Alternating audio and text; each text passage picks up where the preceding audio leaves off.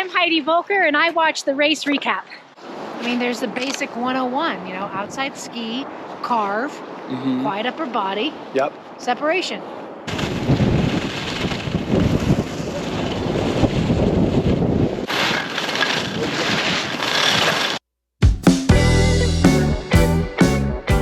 Welcome back to the race recap. Probably the best source of ski racing analysis on the internet. It is January 18th and we have what might have been the best week of World Cup racing action of the season. Tuesday night we had the Schladming Ladies Night Slalom. Michaela Schifrin wins. She is now the GOAT in all of World Cup action. It's pretty amazing. The most wins in any single discipline. And then we have an extra special men's speed analysis of the Lauberhorn Speed Series with Heidi Voelker, which I think is going to be a pretty awesome segment. Then we go to the men's slalom in Vangan, which is one of my absolute favorite slalom tracks on the World Cup. Then we are going to wrap up with the Ladies Speed Series in Zauchensee, one of the most spectacularly beautiful stops on the World Cup that I've really ever seen. I'm not sure if I remember this one from years past, so really cool there. The ladies slalom in Schladming was so cool. It was absolutely outstanding to get to see the girls on such an iconic men's track, and then combine that with the fact that we've watched a lot of World Cup races, especially on the ladies side, in poor snow conditions.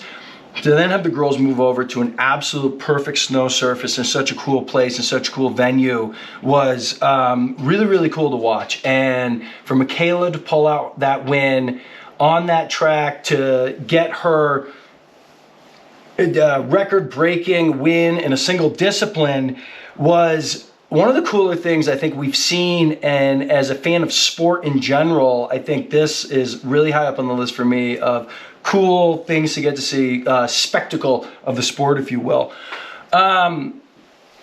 You did see a lot of girls straddling gates out there. And I think what was going on is because Schladming is a fairly steep pitch, there's a lot of girls that were trying to come in, get across the hill early, and in doing so, getting that tip on the wrong side of the gate.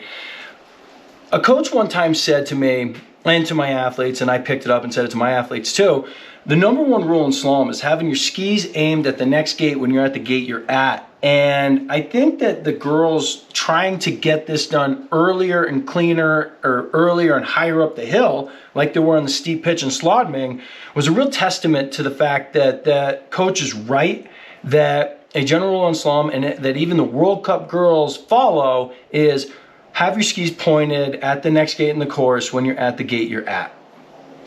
Really cool stuff from there. Huge shout out to the Canadian girls. They are skiing fantastic. It was really too bad Ellie Nollemeyer went out in that second run. Bummer there.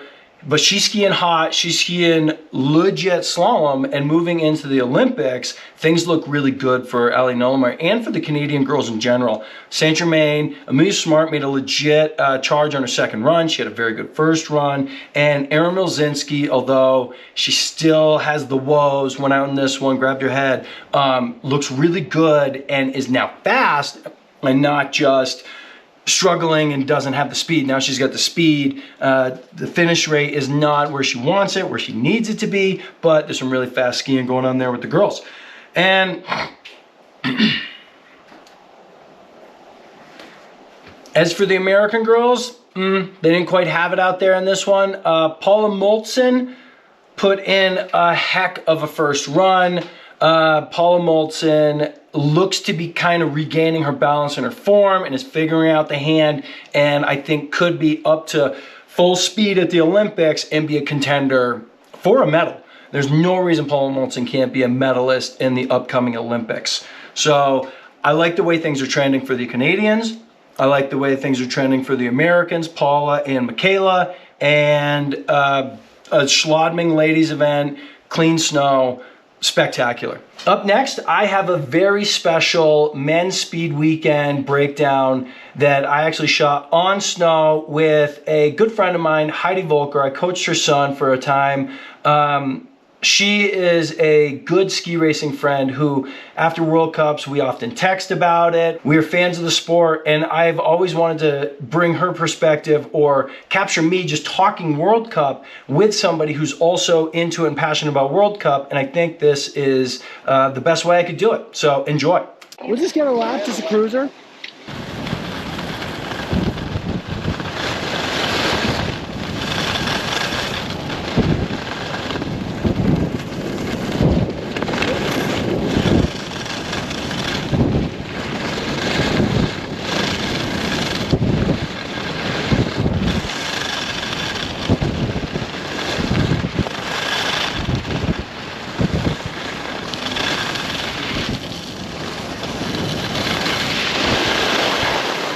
Here's something funny. We've like known each other for a while. I remember your name on the US ski team, but I don't remember like what I did. Well, because ski racing was so hard to watch. Yeah, right. Right, like yeah. we get to see Peekaboo. Yeah. Because it was just universal sports and everything. So like you were slalom, GS. What was your game? Slaloms. I made the ski team through slalom, and I was a slalom skier. And then I had a coach tell me I would never be a giant slalom skier. And and I ended my career probably known more as a giant slalom skier. Oh, really? Yeah. Oh, nice. Yeah. So I did slalom and GS. They were never strong at the same time. One was always stronger than the other. Really? But I was strong in slalom in the beginning, then kind of plateaued, and then spiked in GS at the end. So. Gotcha. So that is Heidi's very humble description or introduction to herself. I went and Wikipedia'd her, and Heidi was on the ski team, or at least racing World Cup from 1988 to 1995. Pretty good chunk of time. She mentioned in slalom she was strong early. She had a top 10 in 1988 in slalom, and then she later told me that she got bumped down to the B team and had to reinvent herself as a GS skier to make her way back on the US ski team and obviously prove that coach wrong. But in the year 1994, Heidi had one heck of a GS season. So here are some of her top results. Teens France, 5th. Wengen Switzerland, 9th. Moraines, France, 3rd. That's a podium. Cortina d'Ampezzato, Italy, 7th, and Maribor, Slovenia, 8th. So in one season, Heidi put together some serious results and was a real contender on the World Cup circuit. And that season, she finished the year ranked 7th in the world in giant slalom. So Heidi's a legit skier. She's a high-level skier. I didn't know this about her. I didn't know she was actually that good in GS. I had still thought she was just a slalom skier from my limited knowledge of ski racing back then when I was probably early teenager.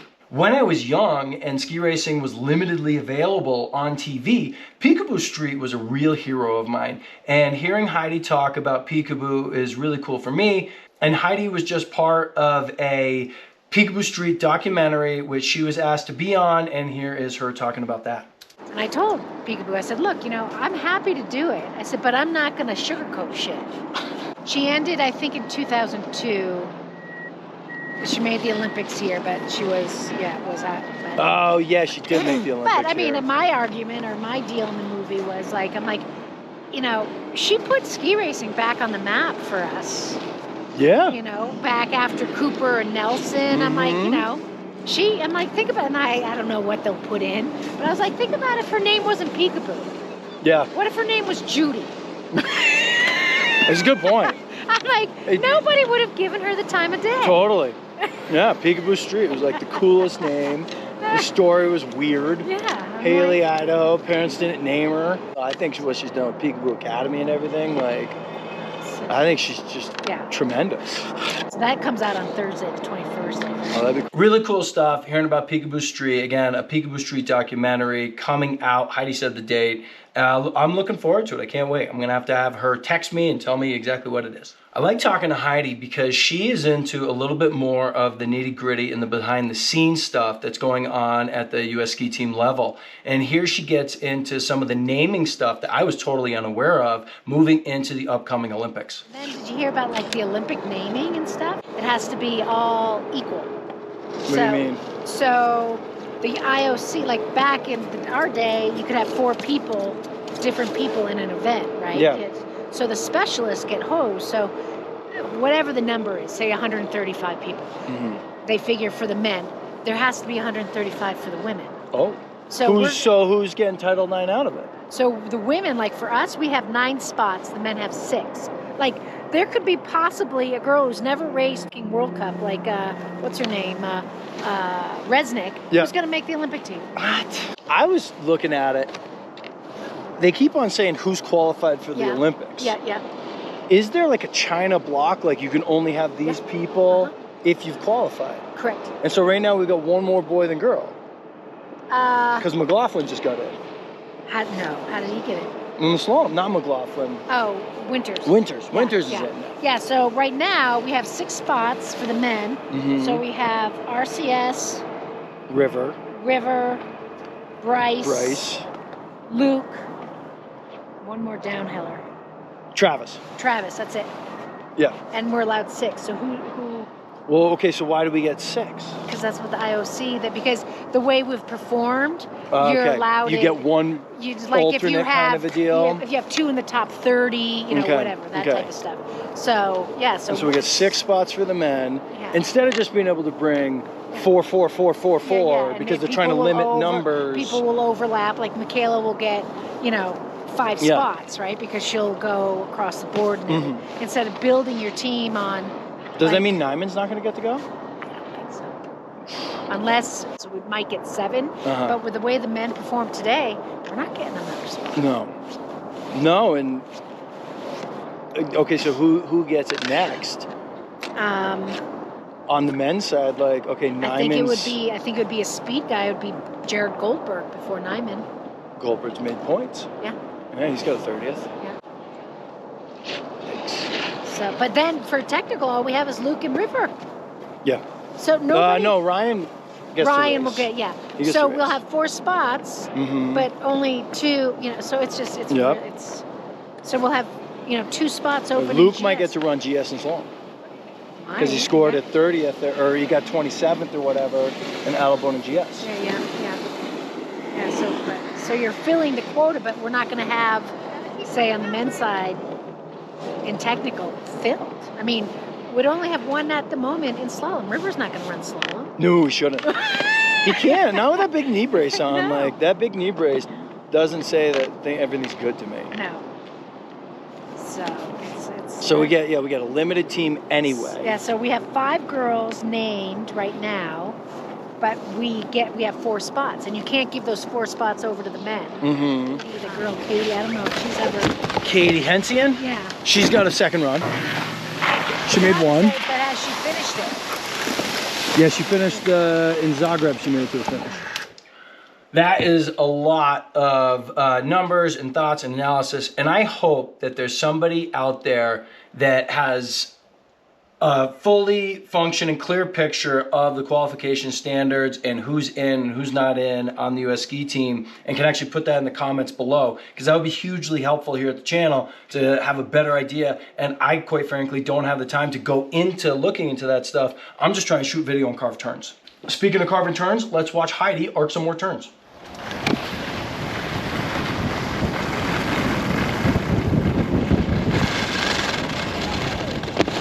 When she went off that thing, I couldn't believe it. Yeah, Heidi! Get some!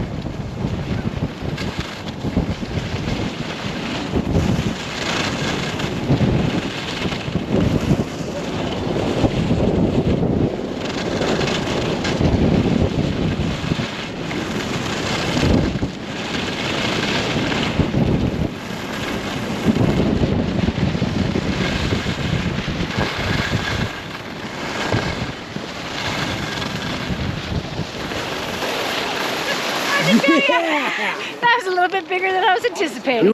You think? Pretty huge. I was like, Oh, you going for it? And then you gave a little pop too. I was like, oh, calm in the air, because this is bigger than I thought. Just gonna have to squash this one out. Now, before we get into this chairlift ride, I want to preface this whole next segment with, I am a huge Steve Nyman fan. I want the best for Steve Nyman, and I think he's one of the greatest American downhillers we have had, and I think he could be again. And I think that he has trended well this season. However, in this case, I do agree with Heidi, and it's cool to hear from somebody else a little bit of analysis on some technique on a guy on the World Cup that we're all watching. With Nyman, you got to watch him yesterday, the first downhill. It's the shorter version, right? Tim called and said, why did they run it lower? Because today they ran it from the top. And I didn't really recognize that until today. Yeah. But I guess it's because they normally only have one downhill there. And Too much for the legs. Yeah, they Makes said. sense. So they had a long one and a shorter one. At this point, I hadn't watched the speed races, and Heidi was getting me up to speed. Anyway, the shorter one yesterday, Nyman, I waited and watched the whole thing until he came down. Part of that I'm program. telling you, that's what's fucking him up.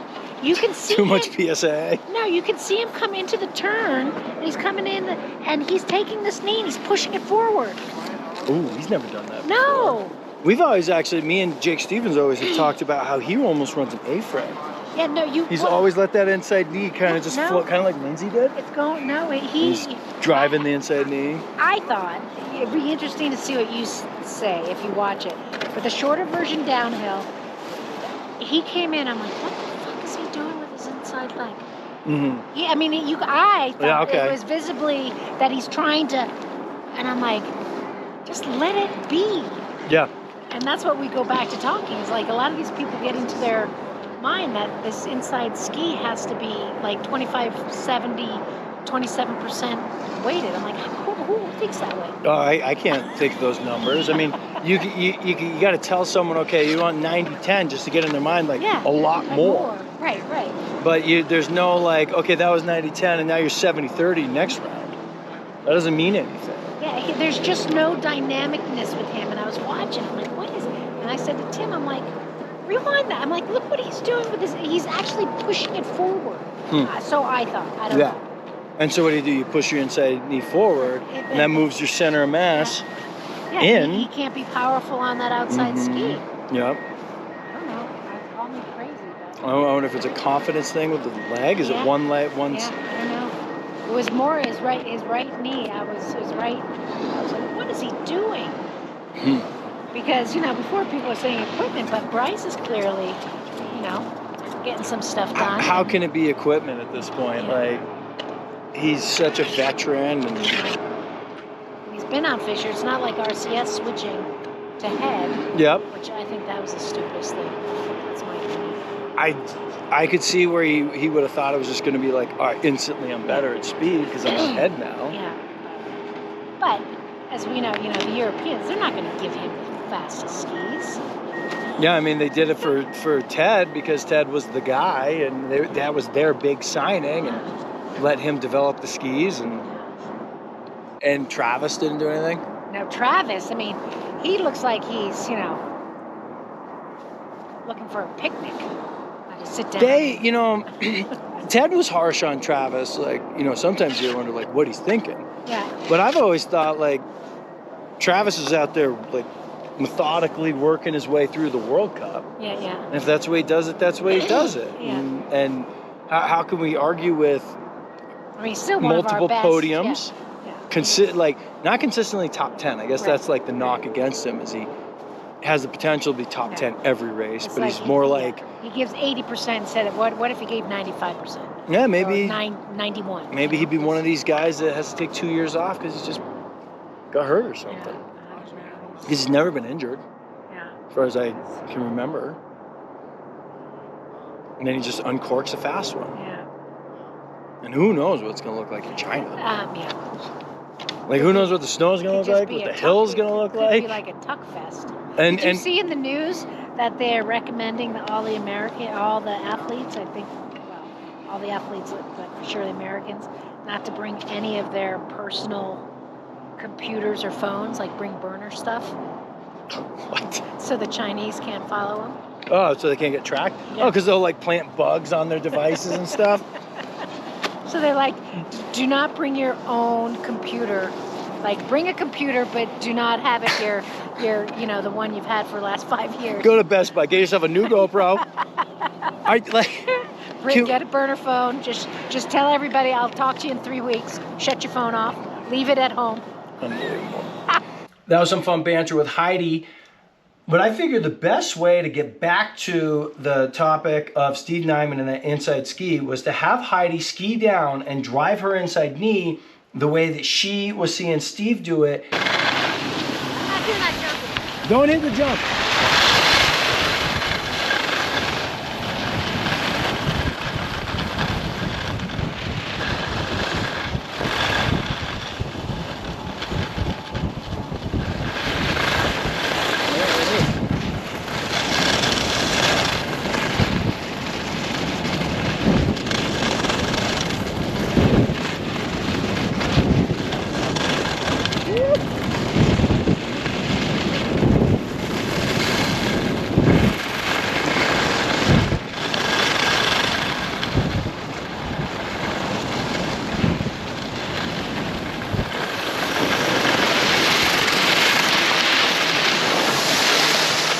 So you did it. Feels awful. But you did it. You looked like what we're seeing.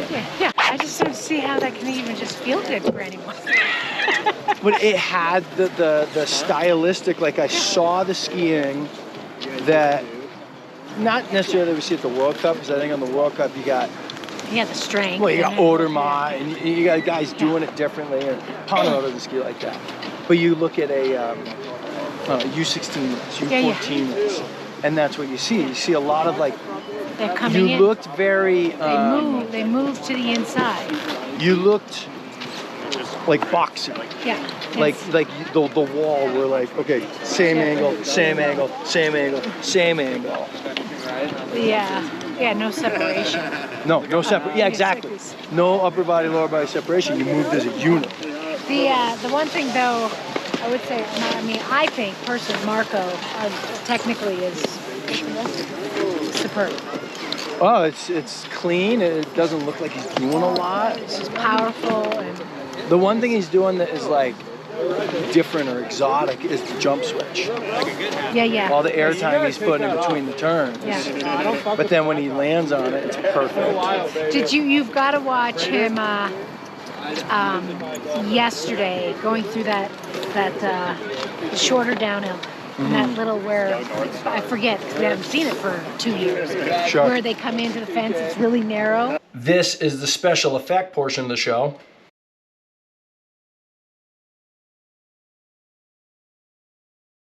People literally, guys were doing pizza.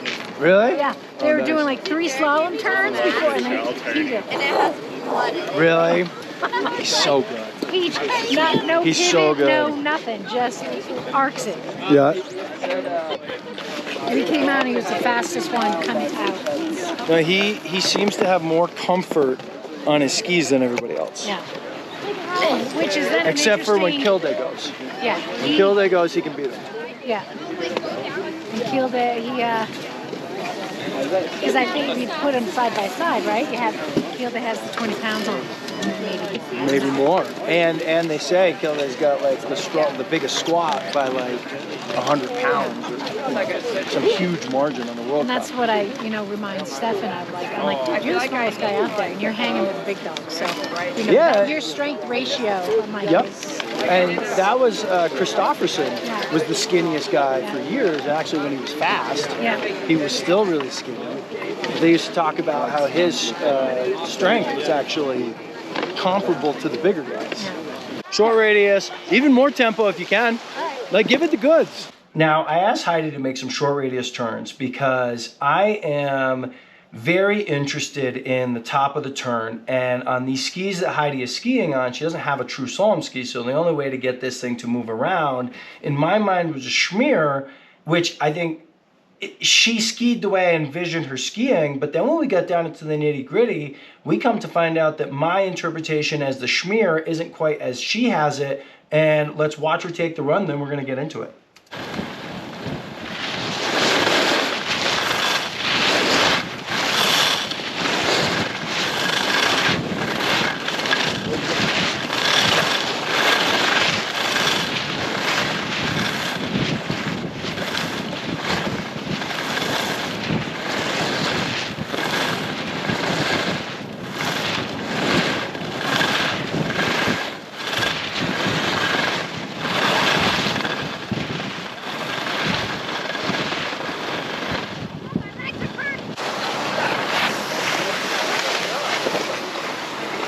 Well, the coming over the rollover was sweet. Yeah. That was excellent. Yes. You would have made it through any hairpin. How much schmear are you putting into that? I would say I'm not. You don't feel a schmear there. So now, where do you feel like you're pressuring the ski? I feel like, I guess I wouldn't say I feel like I'm schmearing, but I let the tip come in lighter, and then I pressure harder, quicker, under foot back, instead of in the bigger turns where it's, tip to tail, really. So you're allowing the pressure here Back. to there. Letting the ski come in light, and then hitting it. So okay, when the ski's coming in light, that is where I look at that as the schmear. Yeah. Yeah, I mean, you can have a schmear that's not, carving or just a flat schmear. Yeah, I guess when you look at it, it's probably the ski's like this. It's probably flat, and then it comes up on edge. Yeah. Oh yeah. So as you drift the ski into the turn, you're keeping it flat, and then edging abruptly, kind of where you're like hitting it. That's what it feels like. Yes. Well, Whether it looks that way, I don't know. Well, I think so. Yeah. I think that the key is that you're not railing through the tip, and you're making nice, dynamic, what would be totally applicable turns in a slalom course. You're making those turns, but you're not rolling into it. And you don't need to roll into it to be fast. No, it's a build-up. I just think there's still so many basic 101 skiing techniques that just have never and should never have gone away. I think there's a misperception out there that we've evolved into something new. Yeah. Yeah, I totally agree with that. And it's not. I mean, you might want to try it, and you can try it, but I don't think it's going to be fast. No. I mean, there's the basic 101, outside ski, carve, quiet upper body. Yep. Separation. Yep. Yeah. Level shoulders. Yeah. I think when the new wider ski came out on the market for the recreational skier, and even a little bit way back, for the race ski, everybody thought or thinks or talks about that you can ski inside, and sure.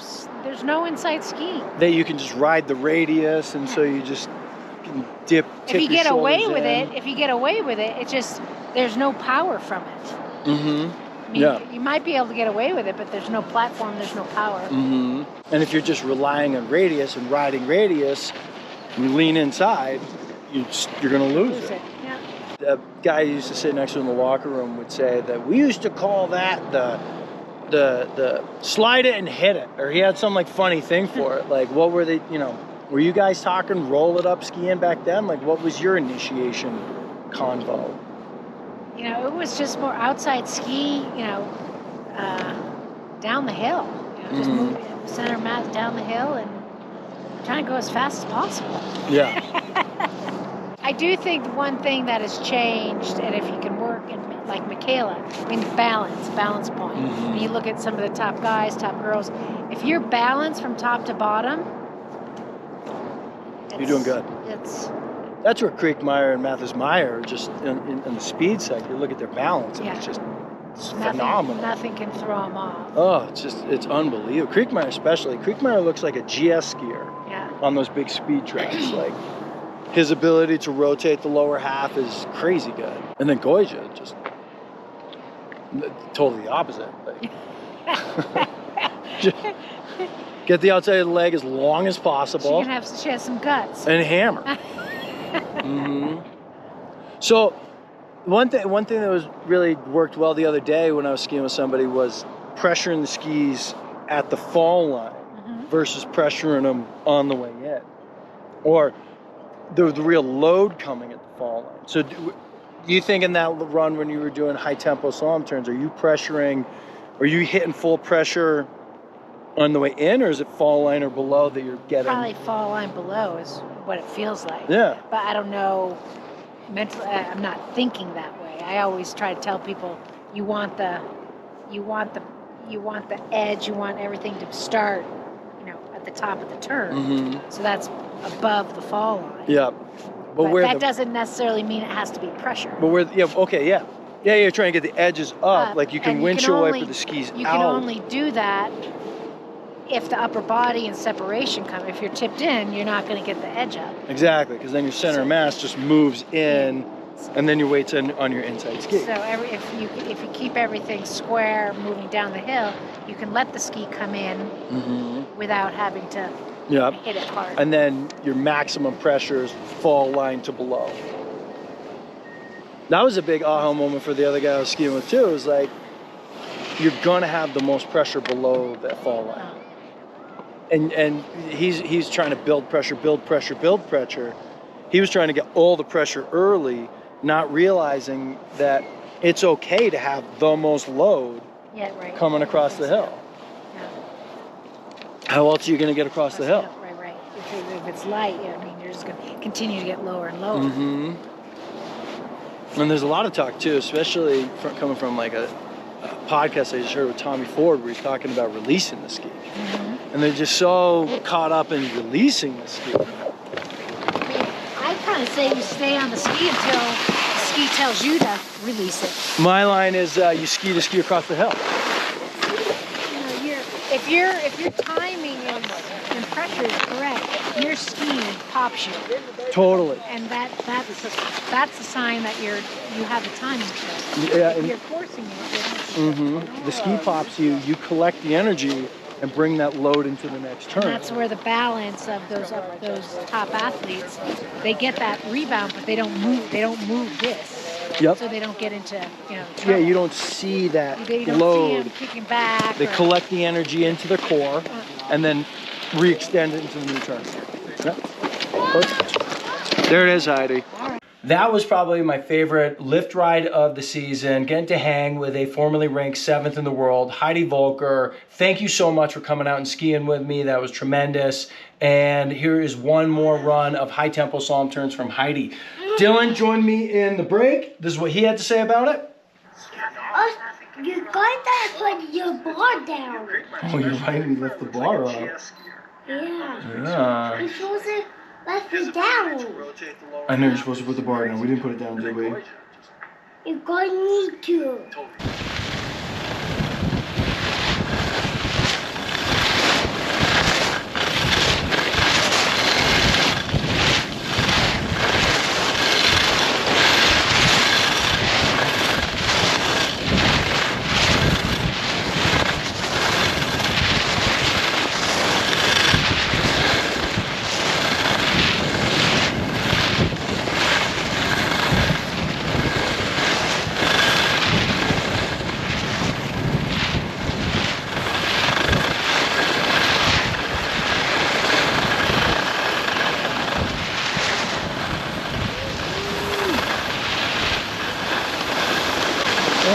Oh, sweet. It was interesting that I don't know if you'll get it, but I felt that it's like the second or third, but we were just speaking. I got the rebound, but I didn't have the balance. I got kicked back, but I recovered. Yep. And came forward.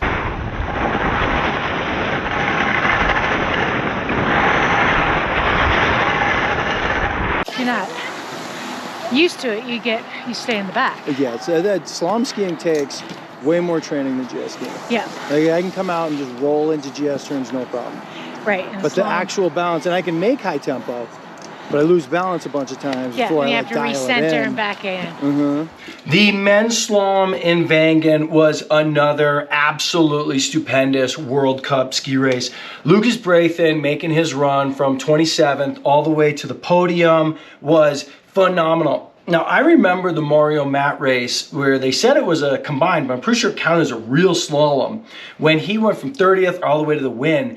And that race was like a soft snow, 2-foot deep ruts, what you would see at a junior ski race level World Cup competition, what we got robbed of in Zagreb. And in that ski race, it made sense that Mario Matt came from 30th all the way to the win because the ruts got so deep.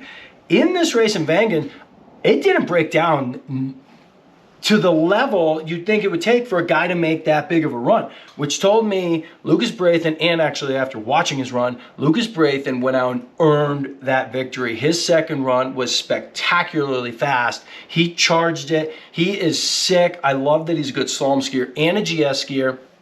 I hope he develops into the likes of Ponero, Manny Feller, Marcel Hirscher, any of these guys that can be truly dominant in slalom and GS at the same time. Then they sprinkle in a little bit of Super G, and we got another overall contender. The ladies Super G and downhill in Zauchensee was so cool. Talk about the most radical starts on the World Cup. That downhill start that's up on the ridge line where you're totally exposed to the elements. When they were showing the aerial shots, I thought they were at a Freeride World Tour stop and the little bubble start hut was the Freeride World Tour thing. I really did. And I thought maybe they were just doing the Freeride World Tour close enough to the World Cup that they had an aerial shot of it. But no, that's where the ladies downhill was starting at just a gnarly steep pitch where they get going 70 miles an hour in 10 seconds down one pitch. And what a cool way to start a downhill. Laura Goot Mohamed looked awesome. She is fully healed up from the big fall. She is back to her winning ways, and it couldn't be better to see her skiing well, because when she's skiing well, that technique is so good. Frederica Brigioni, though, the win in the Super G, her exclamation of enjoyment coming out of the downhill run where she's fired up on her skiing. She's happy. She's full of life right now. When Frederica Brigioni is full of life, she's a fantastic ski racer. Good to see out there. Really cool ski race from her. My highlight on the Super G, however, has to be Keely Cashman and Mo LaBelle of the U.S. ski team. Keely Cashman was not looking good 3 weeks ago. I think she took a little break from racing action. She got a break from the speed side. She mentally maybe wasn't quite as sharp as she needed to be. She looks like she sharpened up. She came down confident, clean. I like her style. Her angles as she's skiing Super G are really, really good. And her skiing was excellent, 23rd place. Mo LaBelle would have equaled Keely Cashman. Mo LaBelle put her head through a panel in a pretty crucial part of the course, recovered nicely, casually brought her pole back up, got it back in her grip, showed incredible poise in that moment, had to slide one turn really big, and I at the time gave it a 1.5 second loss of time. Take her full time, take away the 1.5, and she's right there with Keely Cashman. The rest of the way after that mistake, Mo LaBelle went down that pitch, clean, strong, calm. It wasn't jerky. She had the balance that Heidi was talking about, where she could just pull her feet up under her, extend them into the turn, and go all the way down. And I'm here to say, we've got some real promise on the ladies' speed side with Keely Cashman and Mo LaBelle. I really like what those girls did.